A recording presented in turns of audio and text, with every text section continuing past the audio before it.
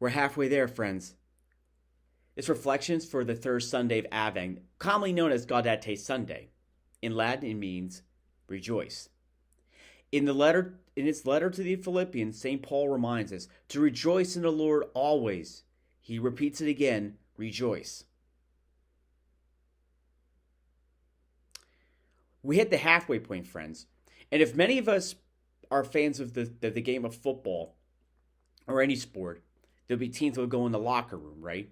And let's say the team's losing. And the one thing that is going to happen, the coach is going to probably tear one in them saying, yo, why are you guys not playing right? Those kind of things. You may get a little vulgar there, but that's beside the point.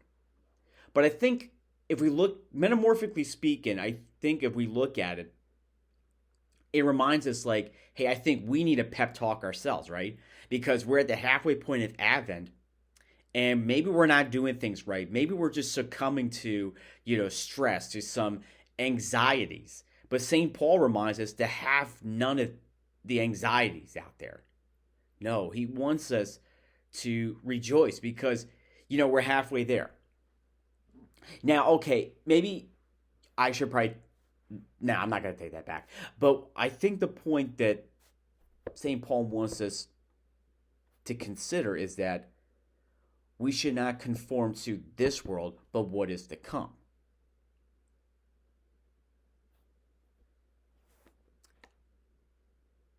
I think for a lot of us, we could be stressed out, we could be a little anxious, but St. Paul reminds us again that we must rejoice in the Lord and have no anxiety, not be sad. When you go to Mass, you're going to notice that there'll be two purple candles they're going to light up, but then the third candle that's going to light up is pink. Now there's a reason for it. I remember there were times like some of my old jobs, I used to get up early in the morning, probably close to when sunrise is. And when I take this long walk, that's kind of like a picture perfect if you take out the buildings and the homes out of the equation. I would notice up there when there's like some clouds, it makes it easy for me to spot it. But there's like kind of like a pinkish color that paints on like the edge of the clouds, often the sky, when it's the naked sky. But there's a reason behind that. It reminds us that there's a new day that's coming. And for us, Christ is near. A new day is upon us. And Christ is going to come, take on human flesh to free us from the sins of the world. And as we look at the Gospel of Luke, we kind of pick up where we left off from last week, right? And, St. John the Baptist continues to preach. And people are like, oh, is this the Christ? But then they soon realize that Christ, he's not Christ. But he reminds them what they must do.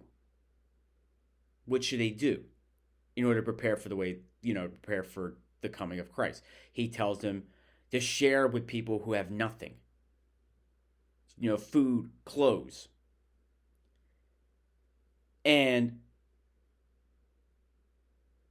even St. John the Baptist, was baptizing tax collectors, people that were willing to follow him. And those people following St. John the Baptist were going to be led to Christ, who was going to take on the baton upon his execution in the hands of Herod, right? And I think for a lot of us here, as we are at the halfway point, I think we have to take a look at ourselves. We have to ask ourselves some questions. First of all, have we gone to confession? And it's very important, we prepare our inner house, right? When we're preparing for like the Christmas gatherings and the Advent gatherings or whatever you guys want to call it these days. I mean, if you want to be a little traditional, it's called an Advent celebration or early Christmas party, whatever you want to call it, okay?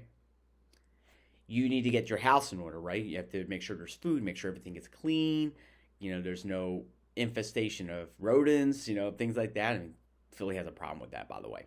Anyway, so yeah, you have to get your inner house in order, like if you were preparing for someone to come. But for us, we need to prepare room in our hearts for Jesus as he is near. Now, the holidays can be a stressful time for a lot of people. It also can be sad because, well, on one side, people have to stretch themselves thin. They have to get gifts. They have to get food. They have to, whatever. But I think what's important for us is that Jesus doesn't want anything that's materialistic. He just wants us. Look at Mary and Joseph. They adored Jesus all their lives. Adoration, the first Eucharistic adoration, was Mary and Joseph adoring Jesus daily. From the time he was born to the time Jesus laid down his life so we can all be free. Can you imagine? You look at Fulton Sheen. One of my favorite stories about him is that he made a promise that he was going to have a holy hour every day. Not once a week, but daily. And he'll be praying. He could probably write his reflections, whatever. And I think for a lot of us too, we can do that. Now, granted, we may have to build the discipline to do it. And it's understandable.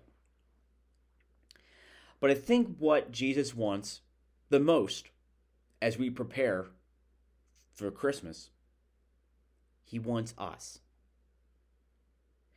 And as I mentioned, this time of preparation could be stressful for a lot of us, but we have to understand there's one reason. There is a focus, and that is Jesus. Whatever you have, even as yourself, take it with you on this journey.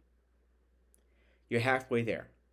Now, other questions to ask yourself: what have I done to keep Christ in Christmas? Have I invited someone to a Bible study? Have I gone to adoration? Have I attended a Mass outside of my Sunday obligation? So in other words, going to daily Mass. So say anywhere like from Monday to Saturday.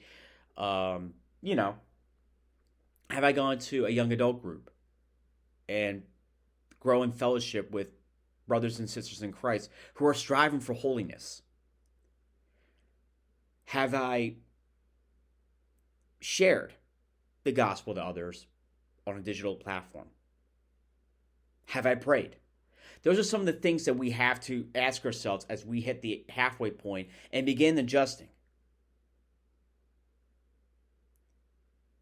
Now, I'm not the one that's going to say you're in big trouble if you've not been doing that. But I think you have to take a good look at yourself and wonder, how can you salvage this whole thing and finish the Advent season strong? And some of those things I mentioned are probably a good way to start. We're almost there to Bethlehem, friends. Journey on. Pray on. And invite someone to be with you. Rejoice, friends. Rejoice. The Lord is near. God bless.